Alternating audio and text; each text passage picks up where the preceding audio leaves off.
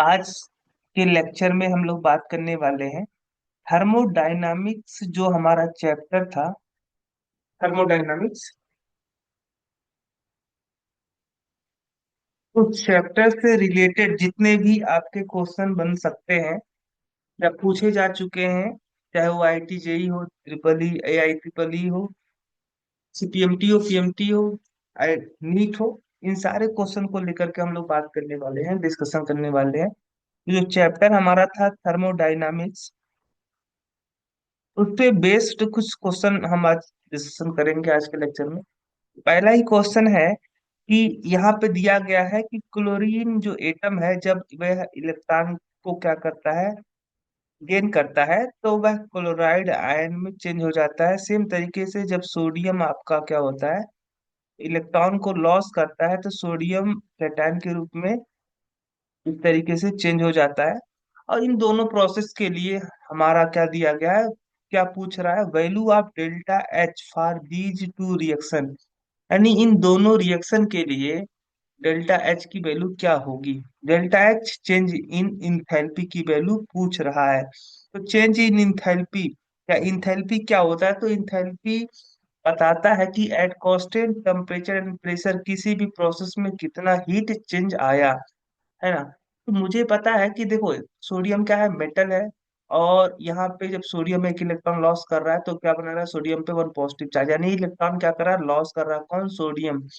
तो मुझे पता है कि the minimum amount of energy which are required to remove an electron from an isolated gaseous atom are called ionization energy. तो यहाँ पे सोडियम का क्या हो रहा है, सोडियम एक इलेक्ट्रॉन लॉस कर रहा है, इसका मतलब सोडियम का आयोनाइजेशन हो रहा है। और सोडियम के आयोनाइजेशन के समय हमेशा क्या होती है, एनर्जी रिक्वायर्ड होती है। एनर्जी रिक्वायर्ड होने का मतलब एनर्जी देना पड़ता है। एनर्जी रिक्वायर्ड होती है, एनर्जी देना पड़ेगा।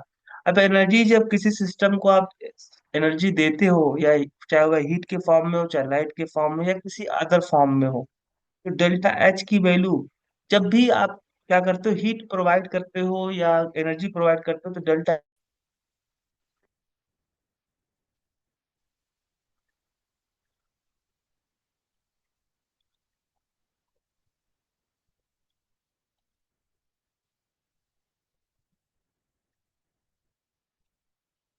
जब भी आप किसी सिस्टम को,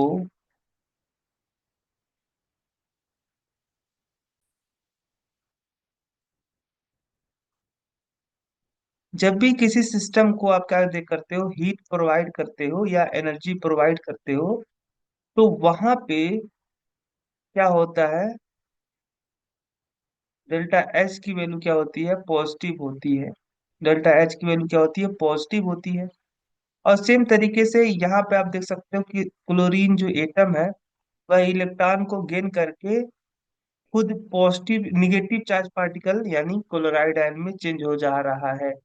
और हम ये भी पढ़े हुए हैं इलेक्ट्रॉन गेन इंथैल्पी के बारे में, कि दी minimum amount of energy which are released when an isolated gaseous atom absorb electron या गेन वन इलेक्ट्रॉन, यानी एक इलेक्ट्रॉन ऐड करने पे जितनी एनर्जी क्या होती है, रिलीज होती है, उसे हम क्या बोलते हैं, इलेक्ट्रॉन गेन इंथैल्पी। और इलेक्ट्रॉन गेन इंथैल्पी के दौरान क्या होता है, हीट आपका बाहर निकलता है। डेल्टा एच की वैल्यू क्या होती है, निगेटिव होती है ना। यह आपका एक एक्सोथर्मिक प्रोसेस है और यह एक इंडोथर्मिक प्रोसेस है। यहाँ पे दोनों रिएक्शन के लिए, आप फर्स्ट रिएक्शन के लिए डेल्टा एच की वैल्यू निगेटिव होने वाली है, और दूसरे के लिए पॉजिटिव होने वाली है, यानी जो करेक्ट आंसर निकल के आएगा वह आपका आएगा बी वाला, है ना। Electron gain enthalpy the amount of energy which are release during the gain of one electron to the an isolated gases atom. किसी आइसोलेटेड गैसेस एटम में एक इलेक्ट्रॉन ऐड करने पे जो एनर्जी क्या होती है, रिलीज होती है, उसे क्या बोलते हैं हम लोग, इलेक्ट्रॉन गेन एंथैल्पी। अच्छा, अगला क्वेश्चन है, क्या है क्वेश्चन नंबर दूसरा, कि enthalpy of formation of H2O gas and H2O liquid is इतना किलो कैलोरी एंड इतना kilo calorie respectively. The change the heat change taking place in the reaction H2O liquid to H2O gas is, क्या बोल रहा है? बोल ये रहा है कि change the enthalpy of formation of H2O in gaseous state, यानी हीट ऑफ फॉर्मेशन फॉर किसके लिए? Heat of formation for H2O in gaseous state. Heat of formation क्या होता है? The minimum amount of energy,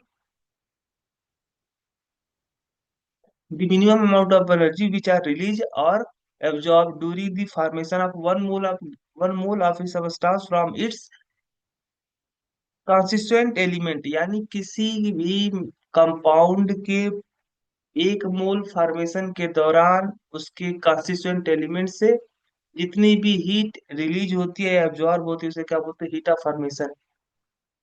heat of formation. अब चूंकि H2O की बात कर रहा है तो H2O के लिए हीट ऑफ फॉर्मेशन क्या होगा? हम लोग यहाँ पे H2O को बनाएंगे फ्रॉम इट्स कॉन्स्टिट्यूएंट एलिमेंट, जैसे मतलब आपका इसका H2O का कॉन्स्टिट्यूएंट एलिमेंट कौन हो गया? Hydrogen and oxygen. अब इसका एक मोल मुझे बनाना है, अब एक मोल बनाने के लिए यहाँ पे मुझे हाफ लगाना पड़ेगा, तब जा करके ए रिएक्शन क्या होगा? बैलेंस होगा। तो H2O किस स्टेट में है आपका? गैसेस स्टेट में है। यहाँ पे जो आपका क्या कर रहा है? दी एंथैल्पी ऑफ फॉर्मेशन फॉर इतना एंड इतना, यानी ये जो वैल्यू दिया गया है और ये जो वैल्यू दिया गया है, ये दोनों वैल्यू क्या है? निगेटिव में है। Enthalpy of formation of H2O in gases state is कितना?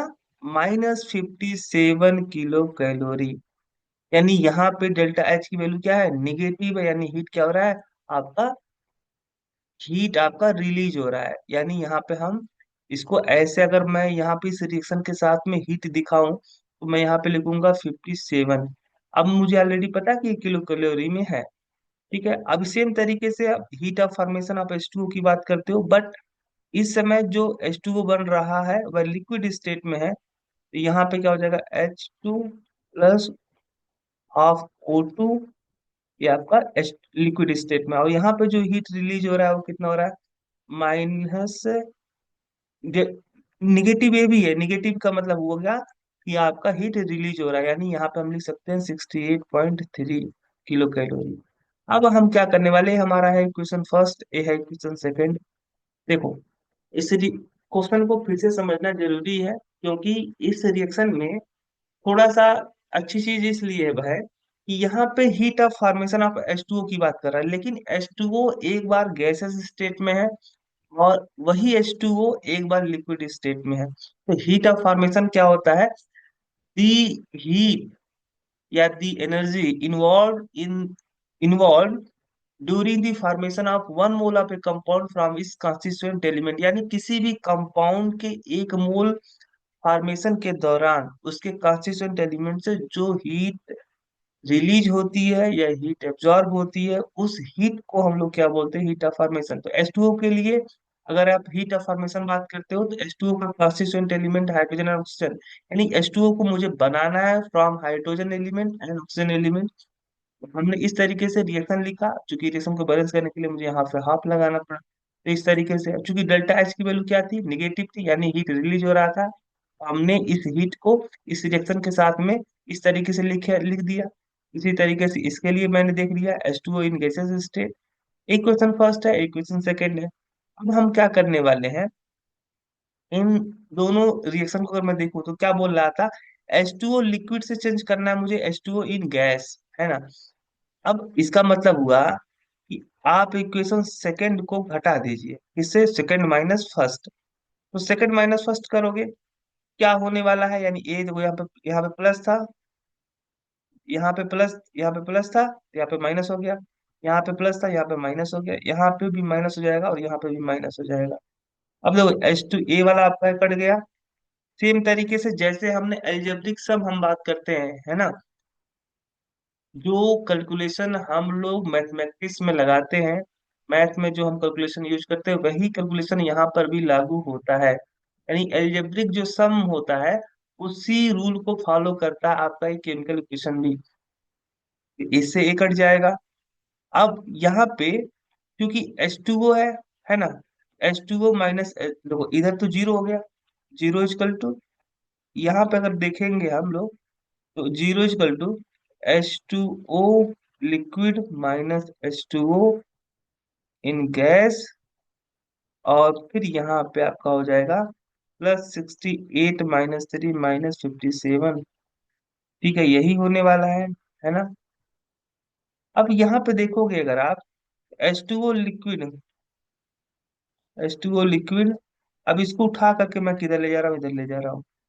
क्या होने वाला है, H2O लिक्विड प्लस आपका, अच्छा घटा लीजिए आप, 68.3, ओ भी आपका माइनस में है आपका 57, यहाँ पे 3, यहाँ पे 1, यहाँ पे 1, है ना, यानी 11.11, 11.3, है ना, इस तरीके से प्लस आपका क्या हो गया,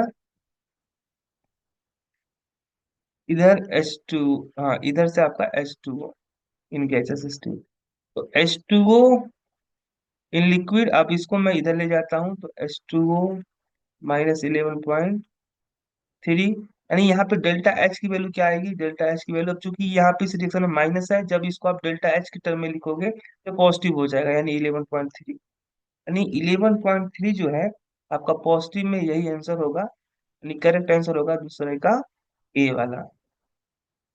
चलिए अगला क्वेश्चन देखते हैं, which of the following is intensive property. Intensive property क्या होती है, ऐसी property, those property which does not depend on the quantity of matter, ऐसी प्रॉपर्टी जो किसी मैटर के क्वांटिटी पर डिपेंड नहीं करती है, ऐसी प्रॉपर्टी को हम लोग इंटेंसिव प्रॉपर्टी बोलते हैं। जैसे आपका यहाँ पे पूछ रहा था which of the following is intensive property, तो टेम्परेचर, मान लो कोई आपका मटेरियल है, ठीक है, समथिंग ए मटेरियल है, इस मटेरियल का टेम्परेचर मान लो T है, तो अगर मैं बात करूं, अगर इस मटेरियल को मैं आधे ऐसे यहाँ पे हाफ डिवाइड कर दूं, तो इस वाले मटेरियल का भी टेम्परेचर T होगा, इस वाले मटेरियल का भी टेम्परेचर T होगा, या कोई भी आज मैं इतना छोटा सा भी टुकड़ा ले लूं इस मेटल का, तो इसका भी, इस वाले हिस्से का भी टेम्परेचर T होगा, यानी ये आपका जो टेम्परेचर है, टेम्परेचर इज इंटेंसिव प्रॉपर्टी, क्योंकि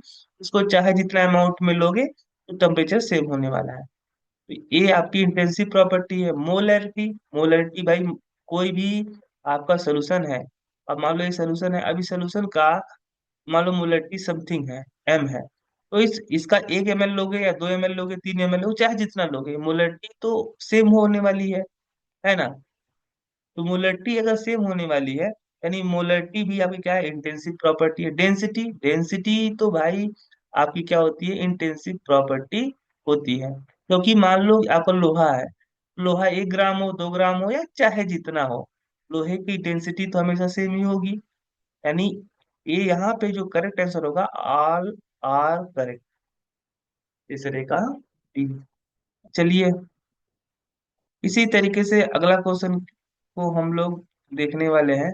अगला क्वेश्चन है हमारा क्वेश्चन नंबर 5, क्या है कि SI unit of entropy, entropy क्या होता है, तो एंट्रोपी, एंट्रोपी क्या होता है, तो entropy is a thermodynamic potential, यानी एंट्रोपी क्या होता है, तो हम लोग पता है थर्मोडायनामिक्स में 5 टाइप के थर्मोडायनामिक पोटेंशियल के बारे में बात करते हैं, थर्मोडायनामिक क्वांटिटी के बारे में बात करते हैं। थर्मोडायनामिक क्वांटिटी या पोटेंशियल का मतलब क्या होता है, तो वो क्वांटिटी जो temperature, pressure, volume and number of moles पे डिपेंड करता है, ऐसी प्रॉपर्टी को हम लोग बोलते हैं थर्मोडायनामिक पोटेंशियल, है ना। थर्मोडायनामिक पोटेंशियल के तौर पे आपका इंटरनल एनर्जी है, इंथैल्पी है, एंट्रोपी है, गिब्स फ्री एनर्जी है, और हेल्महोल्ट्ज एनर्जी है ना। ये पांचों जो क्वांटिटी होती है इन्हें हम बोलते हैं थर्मोडायनामिक क्वांटिटी या थर्मोडायनामिक पोटेंशियल। अच्छा, अब यहाँ पे एक एंट्रोपी एक आपका टर्म है, थर्मोडायनामिक क्वांटिटी है एंट्रोपी। तो entropy is the measurement of randomness, यानी किसी भी सिस्टम में कितना रैंडमनेस है ना, इसको कौन मेजर करता है, तो इसको हम लोग मेजर करते हैं with the help of entropy, यानी एंट्रोपी क्या बताता है, रैंडमनेस को बताता है, किसी सिस्टम में कितना ज्यादा रैंडमनेस है,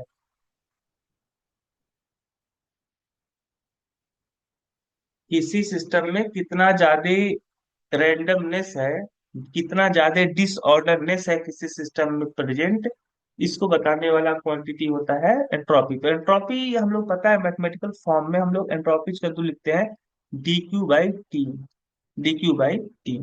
यानी एंट्रोपी जो होता है वह किसके प्रोपोर्शनल होता है, to the heat change, heat change और टेम्परेचर के इनवर्सली प्रोपोर्शनल होता है ना। तो यहाँ पे हमने देखा एस इक्वल टू क्या होता है, एस इक्वल टू होता है dQ/T। अब यहाँ पे अगर आप बात करते हो, dQ क्या है, हीट चेंज, और हीट को हम लोग, हीट क्या है, एक एनर्जी है। अभी हीट क्या है, एक टाइप की एनर्जी है, और एनर्जी का जो यूनिट होता है वह होता है आपका जूल भी होता है, कैलोरी भी हो सकता है, दोनों हो सकता है ना। हीट का जो मात्रक होता है वह जूल भी हो सकता है, कैलोरी भी हो सकता है। ठीक क्या है, टेम्परेचर, और टेम्परेचर का यूनिट क्या हो सकता है, केल्विन, ऐसा यूनिट में केल्विन। बट यहाँ पे आप एंट्रोपी की बात करते हैं, एंट्रोपी भी आपका मोलर एंट्रोपी हो सकता है या स्पेसिफिक एंट्रोपी हो सकता है। तो अगर हम बात करें तो हम इसको ऐसे भी लिख सकते हैं, S equal to dQ/T, dQ/T, dQ क्या था आपका, जूल था, जूल में था। dQ का यूनिट क्या था, जूल। मास का यूनिट है ग्राम, और टेम्परेचर का यूनिट है केल्विन, यानी जूल पर ग्राम पर केल्विन, ऐसा हम लोग बोल सकते हैं। तो जू, अच्छा एम यहाँ पे मोल, हाँ अगर मोलर एंट्रोपी की बात करें, ये बात सही है, अगर हम मोलर एंट्रोपी की बात करें तो मोलर एंट्रोपी क्या होता है, किसी एक मोल मटेरियल या एक मोल सब्सटेंस में प्रेजेंट जो रैंडमनेस होता है उसे हम लोग क्या बोलते हैं, मोलर एंट्रोपी बोलते हैं। मोलर एंट्रोपी इक्वल टू हो सकता है आपका change in heat delta Q divide by n into T, n into del T, है ना। अब dQ का मात्रा क्या है, आपका यूनिट क्या है, जूल। एन का मात्रा क्या है, मोल। और टी का मात्रा क्या है आपका, केल्विन, यानी आपका हो गया जूल पर मोल और पर केल्विन। यानी एंट्रोपी का जो यूनिट होगा वह क्या होगा, जूल पर केल्विन पर मोल। चलिए अगला क्वेश्चन देखते हैं। कह रहा है कि 4 gram of H2O required 400 kilo calorie to convert into gases hydrogen atom O B H bond H, है ना। Bond energy will be in kilo calorie. चलिए इस क्वेश्चन में क्या बोल रहा है कि हमारे पास क्या है, 4 ग्राम हाइड्रोजन है। 4 ग्राम हाइड्रोजन का मतलब हो गया, हमें पता है number of mole equal to weight upon molecular mass या molar mass. N equal to क्या होगा आपका, वेट कितना है 4, और मोलर मास क्या होता है H2O का, 2 ग्राम पर मोल। इस तरीके से नंबर ऑफ मोल कितना आएगा, 2 आएगा।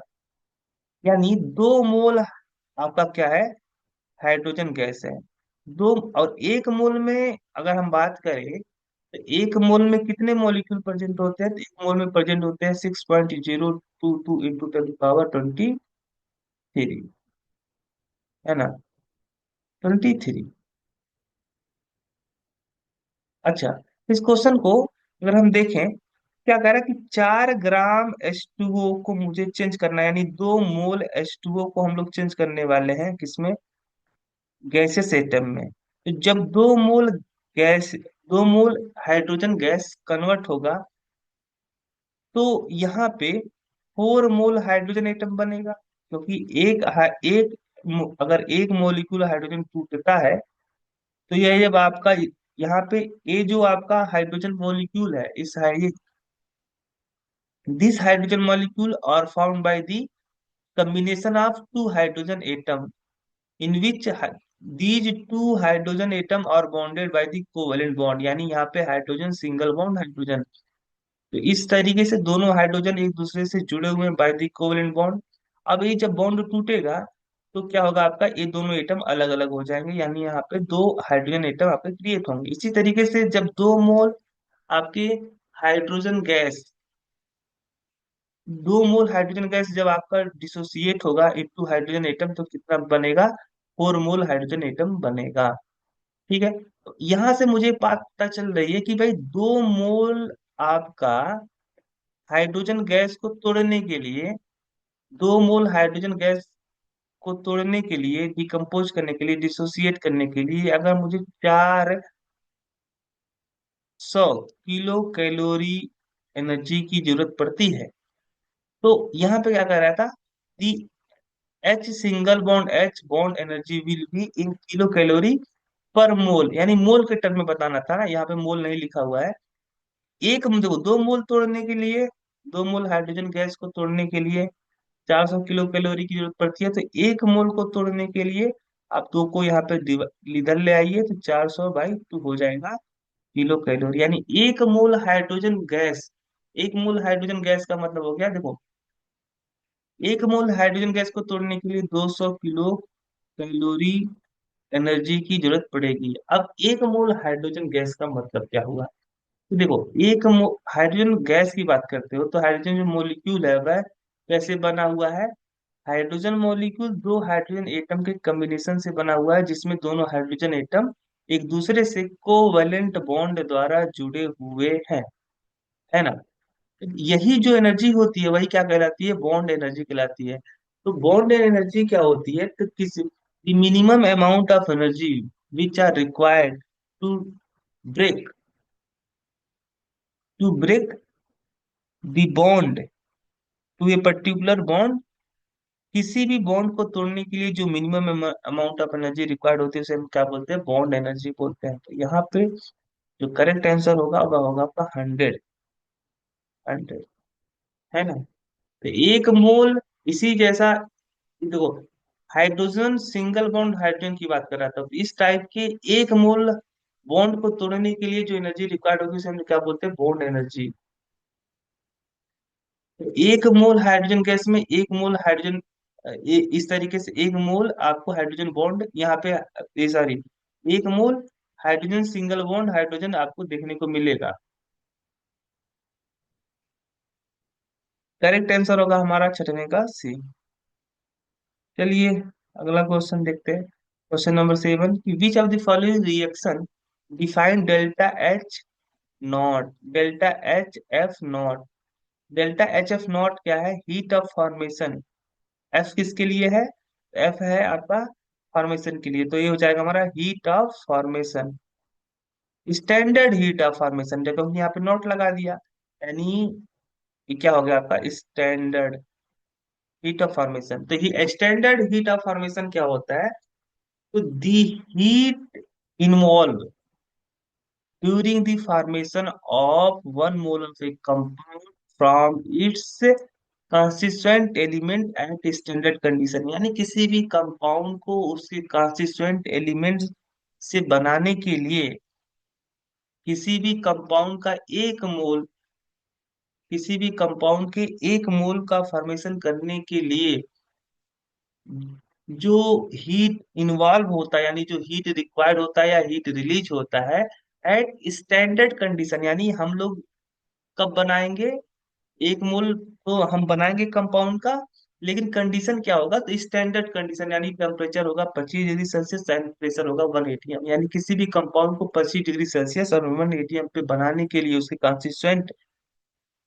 एलिमेंट से जो हीट रिक्वायर्ड होती है, जो या जो हीट रिलीज होती है उसे हम क्या बोलते हैं, स्टैंडर्ड हीट ऑफ फॉर्मेशन। तो कार्बन, अच्छा देखो यहाँ पे क्या कह रहा है कि कार्बन डाइऑक्साइड को बनाया जा रहा है ना। अब कार्बन डाइऑक्साइड को बनाने के लिए हम लोग यहाँ पे कार्बन डाइऑक्साइड का कंस्टिट्यूएंट एलिमेंट कौन है, कार्बन डाइऑक्साइड का कंस्टिट्यूएंट एलिमेंट है कार्बन एंड ऑक्सीजन। यहाँ पे कार्बन, देखो यहाँ पे कार्बन है, यहाँ पे ऑक्सीजन है। अब यहाँ पे कार्बन डाइऑक्साइड को बन, लेकिन यहाँ पे प्रॉब्लम इस है कि कार्बन डाइऑक्साइड को बनाने के लिए इसका इसका कंस्टिट्यूएंट एलिमेंट कार्बन न लेकर के कार्बन मोनोऑक्साइड लिया गया है, जो कि गलत है। तो ये जो रिएक्शन है, ये रिएक्शन हीट और फंक्शन को रिप्रेजेंट नहीं कर रहा है, क्यों, क्योंकि कार्बन डाइऑक्साइड को बनाने के लिए कार्बन को न लेकर के कार्बन मोनोऑक्साइड से बनाया जा रहा है, तो carbon monoxide is not constituent element of carbon dioxide. Same तरीके से यहाँ पे देखो, अमोनिया को बनाया तो जा रहा है, बट यहाँ पे 1 मोल ना बना करके 2 मोल बनाया जा रहा है, तो यहाँ पे ये जो रिएक्शन होगा, इस रिएक्शन में जो हीट इन्वॉल्व होगा, उस हीट को हम लोग हीट ऑफ फॉर्मेशन नहीं बोलेंगे, क्योंकि यहाँ पे जो कंपाउंड है वो 2 मोल बन रहा है, तो हमें तो बनाना था 1 मोल, क्योंकि जब 1 मोल बनता तभी हम लोग बोलते हैं हीट ऑफ फॉर्मेशन। अभी तो हमने डिफिनेशन में बात किया था कि किसी भी कंपाउंड के 1 मोल को बनाने के लिए जो हीट रिक्वायर्ड होती है या जो हीट रिलीज होती है, उसके कंस्टिट्यूएंट एलिमेंट से बना, किसी भी कंपाउंड के 1 मोल के फॉर्मेशन के लिए जो हीट रिक्वायर्ड होती है, जो हीट रिलीज होती है from its constituent element are called heat of formation.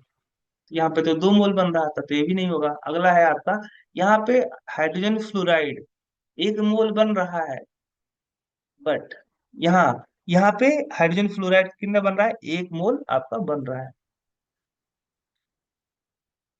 और हाइड्रोजन फ्लोराइड का कंस्टिट्यूएंट जो आपका क्या है, कंस्टिट्यूएंट एलिमेंट है, वो कौन कौन सा है, हाइड्रोजन एंड फ्लोरीन। तो हाइड्रोजन, यहाँ पे हाइड्रोजन है, यहाँ पे फ्लोरीन है। हाइड्रोजन गैसेस स्टेट में पाया जाता है, फ्लोरीन भी गैसेस स्टेट में पाया जाता है, और रिएक्शन को बैलेंस करने के लिए यहाँ पे हाफ हाफ लगा दिया गया। यानी ये जो रिएक्शन है, this reaction represent heat of formation of hydrogen fluoride from its constituent element hydrogen and oxygen, वो सॉरी हाइड्रोजन एंड फ्लोरीन। ये रिएक्शन जो होगा हमारा हीट ऑफ फॉर्मेशन को रिप्रेजेंट करेगा। तो ये भी जो फर्स्ट ऑप्शन था, डायमंड प्लस ऑक्सीजन, और यहाँ पे क्या बन गया था, कार्बन डाइऑक्साइड, यह रिएक्शन क्यों नहीं हीट ऑफ फॉर्मेशन को रिप्रेजेंट करता है? तो अगर मैं बात करूं कार्बन, कार्बन जो होता है 3 एलोट्रोपिक फॉर्म में एग्जिस्ट करता है, एक डायमंड होता है, एक ग्रेफाइट होता है, और एक होता है फुलेरीन। क्या होता है, फुलेरीन। अब इन तीनों एलोट्रॉप की अगर आप बात करते हो, तो सबसे ज्यादा जो स्टेबल, थर्मोडायनामिक स्टेबल एलोट्रॉप है, वह होता है ग्रेफाइट। यहाँ पे डायमंड के जगह पे क्या लेना चाहिए था, इसको ग्रेफाइट लेना चाहिए था। तो है ना, जब आपको एलिमेंट के तौर पे डिफरेंट एलोट्रॉप को लेने की बात किया जाए, तो आपको उस एलोट्रॉप को लेना है जो कि थर्मोडायनेमिकली सबसे ज्यादा स्टेबल हो। इसीलिए ये रिएक्शन हीट ऑफ फॉर्मेशन को नहीं कंसीडर किया जा रहा है, क्योंकि यहाँ पे जो कार्बन है वह ग्रेफाइट को ना लेकर के डायमंड को लिया गया, है ना। तो हमारा करेक्ट आंसर होगा 7वें का डी। अब बात क्लियर हो चुकी होगी हीट ऑफ फॉर्मेशन क्या होता है। तो the heat involve during the formation of 1 mole of a compound from its constituent element are called heat of formation. और यह अगर अगर यह आपका जो हीट ऑफ फॉर्मेशन है किसी भी कंपाउंड के लिए, अगर वह स्टैंडर्ड कंडीशन पे कंपाउंड बन रहा है, यानी 25 डिग्री सेल्सियस सन 1 atm पे बन रहा है कंपाउंड, तो हम लोग उस समय जो हीट इन्वॉल्व होगा उसको हम लोग बोलेंगे स्टैंडर्ड हीट ऑफ फॉर्मेशन।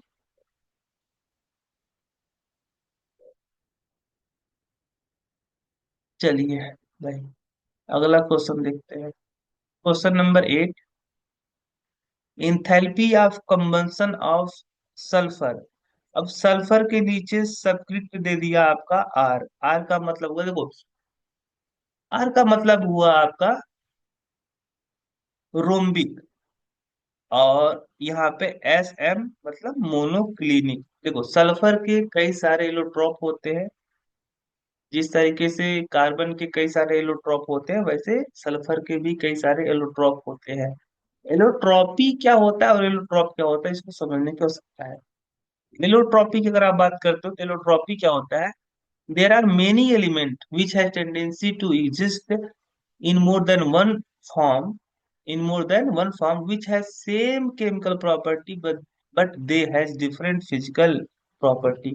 यानी बहुत सारे ऐसे एलिमेंट ऐसे हैं जो जिनके अंदर टेंडेंसी होती है एक से ज्यादा फॉर्म में एग्जिस्ट करने की, और इन सभी फॉर्म, ये जो आपके जो एलिमेंट है जो डिफरेंट फॉर्म में एग्जिस्ट कर रहे हैं, इनकी केमिकल प्रॉपर्टी तो सेम होती है, बट फिजिकल प्रॉपर्टी क्या होती है, अलग होती है। तो इस टेंडेंसी को जो कि एलिमेंट शो करता है, जिसके कारण से वह एलिमेंट एक से ज्यादा डिफरेंट फॉर्म में एग्जिस्ट करता है, जिनकी केमिकल प्रॉपर्टी सेम होती है बट फिजिकल प्रॉपर्टी डिफरेंट होती है, इस टेंडेंसी को बोलते हैं एलोट्रॉपी। और ये जो डिफरेंट फॉर्म होते हैं डिफरेंट एलिमेंट के, उससे हम लोग बोलते हैं एलोट्रॉप। तो इसी तरीके से सल्फर के भी कई सारे रोम्बिक सल्फर होता है, मोनोक्लिनिक सल्फर होता है। तो जो रोम्बिक सल्फर है, इसका जब कंबसन किया जाता है, तो यहाँ पे क्या बनेगा, सल्फर डाई ऑक्साइड, है ना। और इस समय इसका जो रोम्बिक वाला है का सल्फर, इसका हीट ऑफ कंबसन कितना, -20। -20 का मतलब हुआ हीट क्या हो रहा है, रिलीज हो रहा है। यानी चेंज इन इंथैल्पी क्या है, डेल्टा एच की वैल्यू क्या है, -20। जब इसको भी इस रिएक्शन के साथ लिखोगे तो यहाँ पे आपका 20 हो जाएगा। इसी तरीके से मोनोक्लिनिक सल्फर का हीट ऑफ कंबसन कितना है भाई, इसका है heat of combustion 30 kilo calorie, है ना, इस तरीके से। तो हीट ऑफ कंबसन क्या होता है, किसी भी कंपाउंड के 1 मोल को का कंबसन करवाने पे जो हीट क्या होती है आपकी, इन्वॉल्व होता है, यानी जो हीट रिलीज होती है, उसे हम लोग क्या बोलते हैं, heat of combustion. The heat involve during the combustion of 1 mole of a substance are called heat of combustion. किसी भी सब्सटेंस का 1 मोल का कंबंशन होने पे जो हीट रिलीज होती है, उसे हम क्या बोलते हैं, हीट ऑफ कंबंशन। कंबंशन में हमेशा हीट क्या होती है, रिलीज होती है। अब यहाँ पे क्वेश्चन क्या पूछा जा रहा था, calculate the heat of transition. मुझे ट्रांजिशन करना है, रोम रोम्बिक सल्फर को कन्वर्ट करना है मोनोक्लिनिक सल्फर में। इसके लिए मुझे क्या करना पड़ेगा, अगर मैं कहूँ इक्वेशन फर्स्ट है और इक्वेशन सेकंड है, अगर मैं फर्स्ट में से फर्स्ट माइनस सेकंड कर दूं, तो देखो, अब क्योंकि मुझे फर्स्ट में से सेकंड को माइनस करना है, तो ये पॉजिटिव था तो यहाँ पे निगेटिव हो गया, ये निगेटिव हो गया, पॉजिटिव था निगेटिव हो गया, और ये वाला पॉजिटिव था, ये निगेटिव हो गया, और ये पॉजिटिव था निगेटिव हो गया। तो यहाँ पे O2 से O2 कट गया, ये पॉजिटिव है नेगेटिव, SO2 से SO2 कट गया, क्योंकि ये पॉजिटिव है नेगेटिव। और यहाँ पे क्या हो गया, SR - SM, और इधर क्या हो गया आपका 20 - 30, 20 - 30, यानी SR। अब SM को मैं इधर ले जाता हूँ, यानी मोनोक्लिनिक सल्फर को मैं राइट हैंड साइड ले जाता हूँ, तो पॉजिटिव में हो जाएगा, और ये -10। अब इस -10 के बाद यहाँ पे डेल्टा एच की वैल्यू क्या हो गई, +10, +10। यानी करेक्ट आंसर कौन सा होगा, पहला वाला।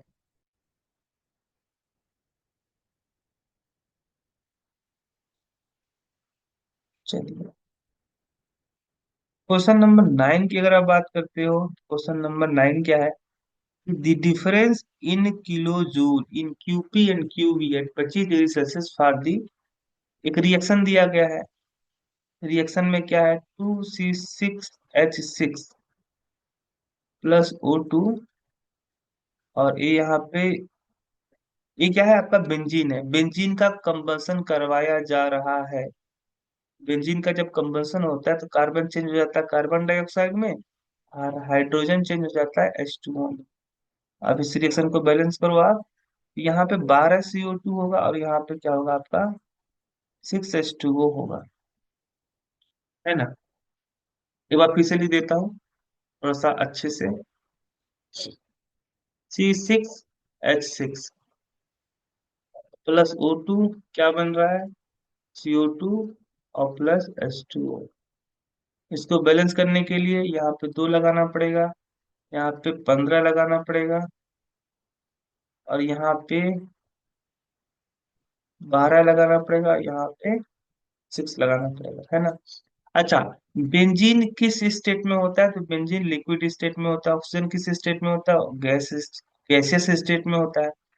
कार्बन डाइऑक्साइड आपका गैसियस स्टेट में होता है, और वाटर लिक्विड स्टेट में होता है ना। तो यहाँ पे क्या पूछ रहा था कि the difference in QP and QV, QP और क्यूपी एंड क्यूवी के बीच डिफरेंस पूछ रहा था। क्यूपी क्या है, change in heat at constant pressure, और क्यू वी क्या है, change in heat constant volume at constant volume. तो क्यूपी की वैल्यू क्या होती है, तो क्यूपी को हम लोग बोलते हैं H, delta H equal to QP equal to delta H, और क्यूवी की वैल्यू क्या होती है, डेल्टा यू। यानी जब कहीं पर कहीं पर अगर कोई प्रोसेस है वह एट कांस्टेंट प्रेशर हो रहा है, तो उस समय जो हीट आपका इन्वॉल्व होगा उसे हम लोग बोलेंगे, या जो हीट चेंज होगा उसे हम बोलेंगे चेंज इन इंथैल्पी। और अगर कहीं पर क्या हो रहा है, अगर कहीं पे कोई प्रोसेस एट कांस्टेंट वॉल्यूम हो रहा है, तो उस समय जो हीट चेंज होगा उसे हम लोग बोलेंगे डेल्टा यू। यानी वह जो उस समय कोई भी प्रोसेस है जो कि एक क्या हो रहा है, कांस्टेंट वॉल्यूम पे हो रहा है, उस समय जो हीट आपका चेंज होगा उसे हम बोलेंगे, उसे हम लोग मेजर करेंगे चेंज इन इंटरनल एनर्जी से। अच्छा, हमें पता है कि H इजकल टू क्या होता है, U प्लस पी बी। यानी enthalpy is sum of internal energy and PV energy. तो डेल्टा एच लिखेंगे तो हम लोग हो जाएगा delta U plus P delta V. अब पी डेल्टा वी, अगर हम आइडियल गैस से देखें तो आइडियल गैस के लिए क्या हम लोग देखते हैं, PV equal to n R T, या आर टी होता है सिंपली, अगर एक मोल के लिए बात करें, या एन ही ले लो, एन मोल के लिए। P delta V equal to हो जाएगा आपका delta n g R T. वो हम यहाँ पे लिख सकते हैं delta H equal to delta U plus delta n g R T. अब क्यूपी माइनस क्यूवी, यानी delta H minus delta U की वैल्यू पूछ रहा था। अब इसकी वैल्यू निकालने के लिए क्या करना पड़ेगा, डेल्टा एच, अब इसको मैं लेफ्ट हैंड साइड लाता हूँ तो माइनस हो जाएगा delta U equal to delta n g R T. Delta n g क्या है, तो डेल्टा एन जी है आपका change in number of moles in gaseous state in the reaction. किसी भी रिएक्शन के दौरान कितना चेंज आया, कितना चेंज आया in the number of moles of gases state. तो डेल्टा एन जी क्या था, delta n g is change in number of moles in gaseous state at constant, sorry, state in the reaction. किसी reaction में कितना मोल, किसी भी reaction में कितना चेंजिंग आया गैसेस स्टेट में, कितना मोल आपका गैसेस स्टेट में जो मॉलिक्यूल प्रेजेंट थे उनमें कितना चेंजिंग आया, डेल्टा एनजी की वैल्यू यही बताता है। डेल्टा एनजी इक्वल टू हम लोग क्या देखेंगे कि प्रोडक्ट में प्रोडक्ट जो था उसके कितने मोल गैसेस स्टेट में थे, minus number of moles of reactant which are in gases state. तो प्रोडक्ट की बात करते हो तो प्रोडक्ट के तौर पे आपका कार्बन डाइऑक्साइड है जो कि गैसेस स्टेट में, यानी number of moles of product which are in gases state is 12। Water को नहीं लिया गया, क्यों, क्योंकि वाटर लिक्विड स्टेट में था। डेल्टा एनजी क्या बताता है, डेल्टा एनजी बताता है number of moles, the change in number of moles taking place in a reaction which are in gases state. उन नंबर्स ऑफ मोल्स के चेंज के बारे में बात करता है जो कि किसी रिएक्शन में चेंजिंग आता है।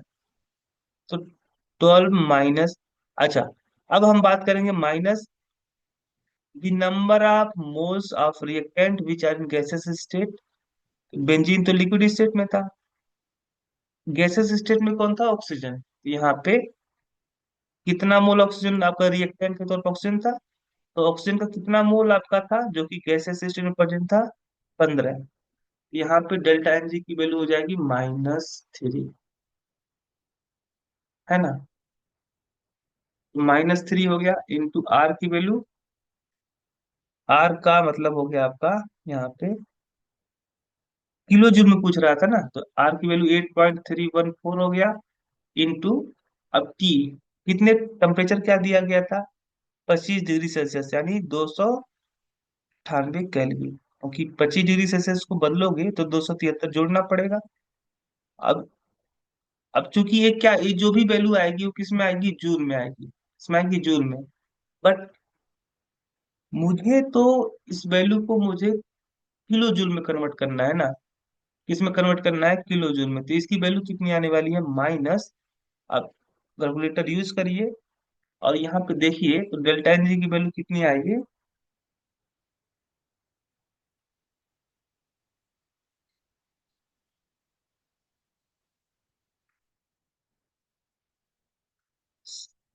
डेल्टा एन जी की वैल्यू आएगी आपकी 743.74 यानी 7430 जूल एनर्जी आपकी आएगी। अब चूंकि किसे किलो जूल में कन्वर्ट करना है तो मुझे 1000 से डिवाइड करना पड़ेगा। आंसर आपका निकल के आएगा 7.43 किलो जूल। यानी यहाँ पे जो करेक्ट आंसर होगा वह होगा ए वाला, क्योंकि ए वाले में आंसर क्या दिया गया है, 7.-7.43।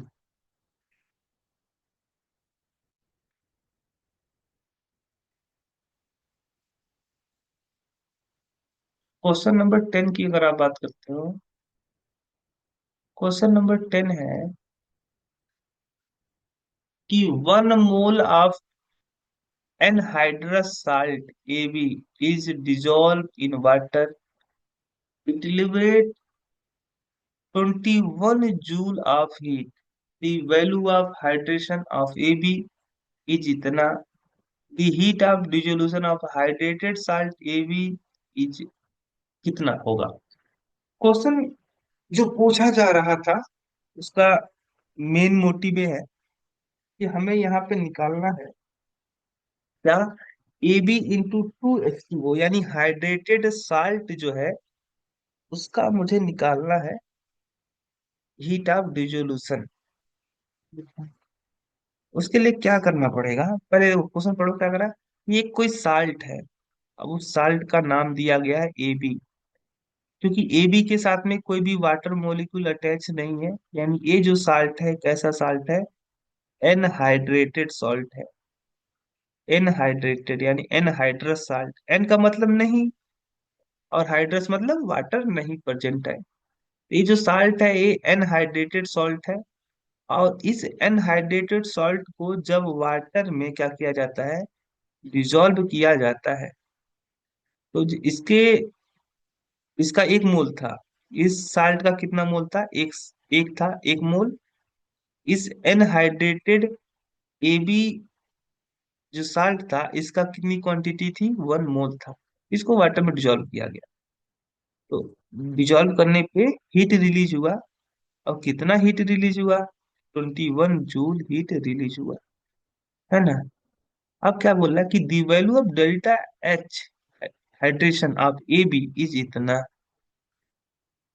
पहले आप देखिए कि जो ए बी है इसे जब वाटर में आपका क्या किया जाएगा, डिजोल्व किया जाएगा। वाटर में क्या किया जाएगा, डिजोल्व किया जाएगा।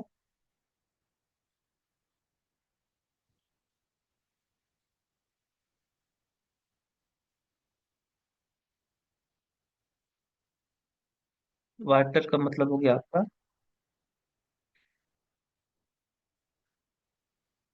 इस एनहाइड्रेटेड साल्ट ए बी को जब वाटर में डिजोल्व किया जाएगा,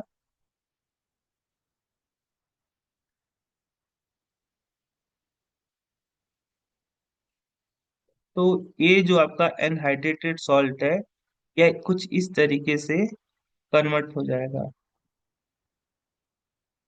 जब इस एनहाइड्रेटेड सॉल्ट को वाटर में डिसॉल्व किया जाएगा तो वाटर मॉलिक्यूल, दो वाटर मॉलिक्यूल क्या होंगे, एक मॉलिक्यूल ऑफ दिस साल्ट के साथ, ये जो साल्ट था ये भी, इसके साथ में दो वाटर मॉलिक्यूल अटैच हो जाएंगे, और यह आपका जो साल्ट है यह वाटर में डिजॉल्व हो जाएगा, यानी इसका एक्वस सोल्यूशन बन जाएगा, है ना। यानी ये जो साल्ट था पहले वाटर नहीं था इसके साथ में, अब इस साल्ट के साथ में वाटर, यानी ये जो साल्ट था अब हाइड्रेटेड हो चुका है। इनहाइड्रेटेड साल्ट को हाइड्रेटेड सॉल्ट के एक्वस सोल्यूशन में चेंज करने पे जो हीट रिलीज हो रहा है वह कितना है, 21 जूल। ठीक है।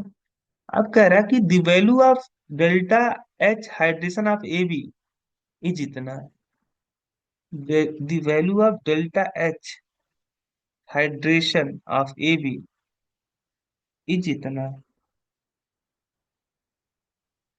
यानी जो ये जो साल्ट है ए बी, है ना, ये जो साल्ट है आपका ए बी,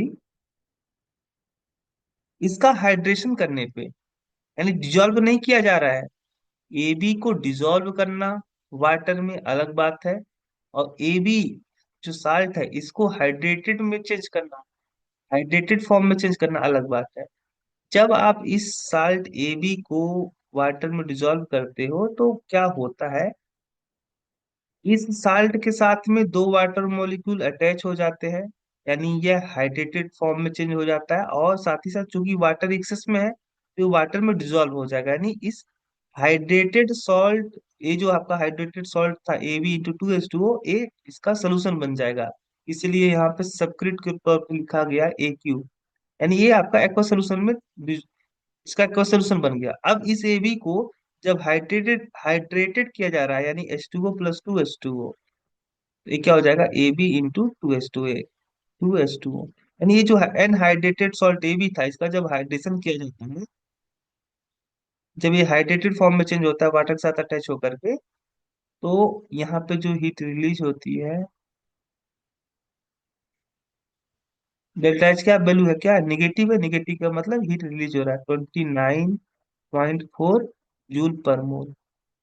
तो कह रहा है the heat of dissolution of hydrated A B, अब A B into 2H2O, the heat of dissolution of hydrated salt A B into 2H2O solid is, यानी इसको, इस साल्ट को, इस हाइड्रेटेड सॉल्ट को जब हम लोग एक्वा सोल्यूशन में डिसॉल्व करेंगे तो कितना हीट रिलीज होगा, इसी के बारे में पूछा जा रहा है। यह है जब आपका हाइड्रेटेड सॉल्ट वाटर में डिसॉल्व होगा, इसका एक्वा सोल्यूशन बनेगा, उस समय कितना हीट रिलीज होगा। एक क्वेश्चन था फर्स्ट, एक क्वेश्चन था आपका सेकेंड। अब क्या मैं इक्वेशन फर्स्ट एंड सेकेंड के हेल्प से इक्वेशन थर्ड को ऑब्टेन कर पाऊंगा? यस, कर, हम लोग कर पाएंगे। कैसे कर पाएंगे, इधर क्या है, Ab into 2H2O plus aqueous, है ना। तो हम लोग क्या करने वाले हैं, Ab into 2H2O plus aqueous, यानी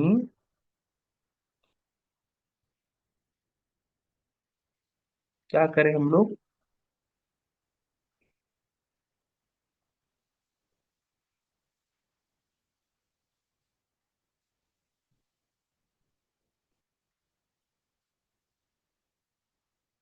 अगर हम लोग क्या करते हैं, इक्वेशन फर्स्ट में से इक्वेशन सेकंड को घटा दे तो क्या होगा, देखते हैं। फर्स्ट माइनस सेकंड, तो फर्स्ट में से सेकंड को घटाओगे तो आपका ए प्लस, ए यहाँ पे माइनस हो जाएगा, यहाँ पे माइनस हो जाएगा, यहाँ पे माइनस हो जाएगा, यहाँ पे माइनस हो जाएगा। ए बी से A B cancel out, 2H2O से 2H2O कैंसिल आउट, और इधर क्या बचा आपका एरो के लेफ्ट हैंड साइड, कुछ नहीं बचा, जीरो। इधर क्या हो गया, A B into 2H2O in aqueous state, और minus A B into 2H2O, अभी प्लस था ये माइनस था, यानी 21 में से मुझे घटाना है 29.4, तो कितना आएगी वैल्यू इसकी, -8.4, है ना। अब क्या करने वाले हम लोग हैं, इस वाली क्वांटिटी को, अच्छा एक्वस, यहाँ पे एक्वस, इधर एक्वस था ना, यहाँ पे जीरो तो नहीं होगा, एक्वस होगा ए क्यू। अब हम लोग क्या करने वाले, इसको मैं इधर ले आता हूँ, तो क्या हो जाएगा, A Q plus A B into two S two plus 8.4, और इधर हो गया आपका A B into two S two in aqueous state. A Q या A B plus A B into two S two plus aqueous.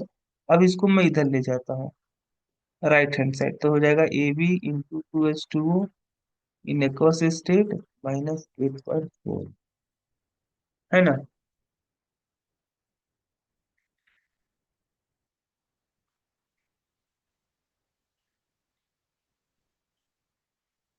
यहाँ पे delta H की value कितनी निकल के आई, 8.4, 8.4। तो क्या यही इक्वेशन थर्ड था, है ना, मिल गया इक्वेशन थर्ड। तो यहाँ पे कितना हीट आपका क्या हो रहा है, एब्जॉर्ब हो रहा है 8.4। पॉजिटिव में कि निगेटिव में, पॉजिटिव में। करेक्ट आंसर होगा 10 का बी, 10 का बी।